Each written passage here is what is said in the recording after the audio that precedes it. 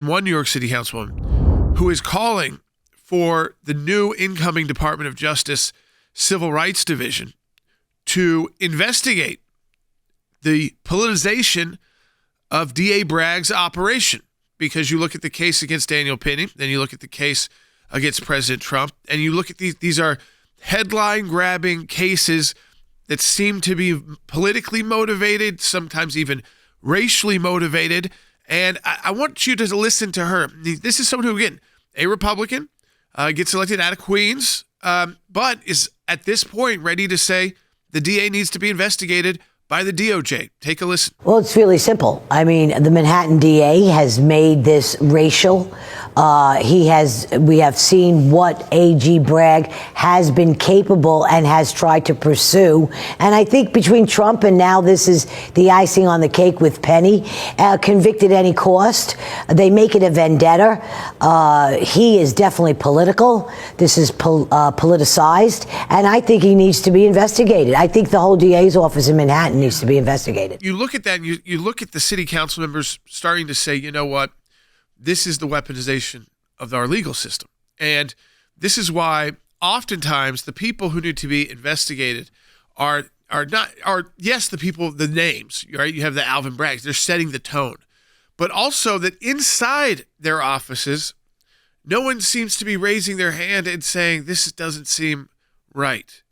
Whether it's the Trump case and trying to bring in a federal law they can't explain to try and call him this convicted felon, this idea, or if you're talking about a situation like Daniel Penny, which has gone on and on and on, trying to ruin this man's life who just stepped in the way of a bad actor. The fundamental issue from a justice perspective is whether or not every American is entitled to due process of law without bias, without a focus either on race or politics. And so if you look at the history of the FBI, for instance, in terms of them going after Donald Trump, this reaches back to 2015, 2016, with Lisa Page, with Peter Strzok, with individuals within the FBI department who essentially have lied in order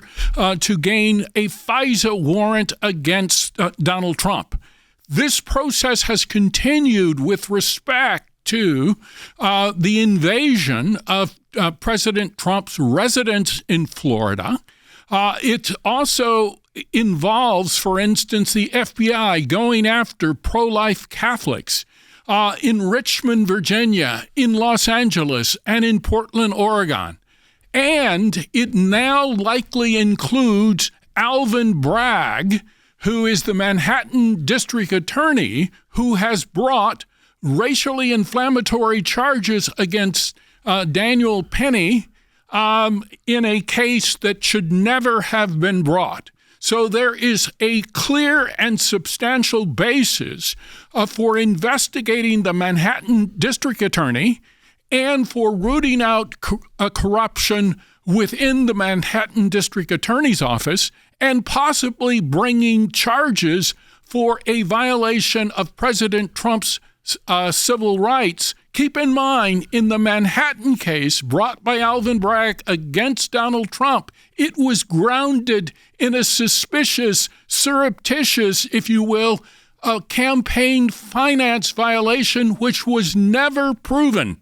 And so I think at the end of the day, I think Vicky Palladino, the New York City councilwoman, is right to at least raise this issue. And what many on the left, if something like this were to take place, if the DOJ Civil Rights Division were to start looking at places like the Manhattan District Attorney's Office, the people on the left would cry foul. They would say, this is the retribution we were talking about, weaponizing the DOJ, going after his political enemies.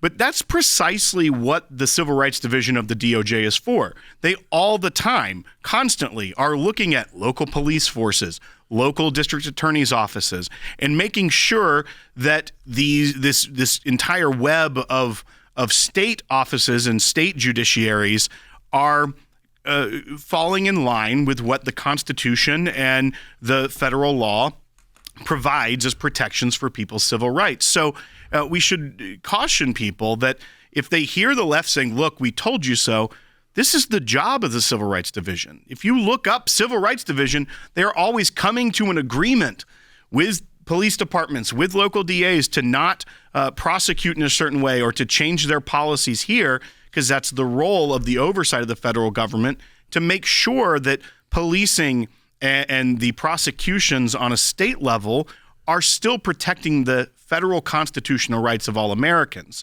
So it doesn't end necessarily in a trial or a charging of someone. Most of the time, these things end in an agreement, a settlement of some sort with the federal government that they're not going to continue violating civil rights. So I think the quintessential issue that's before us in this particular arena is the possibility of local corruption, local weaponization of the Justice Department, local politicization of the district attorney's office.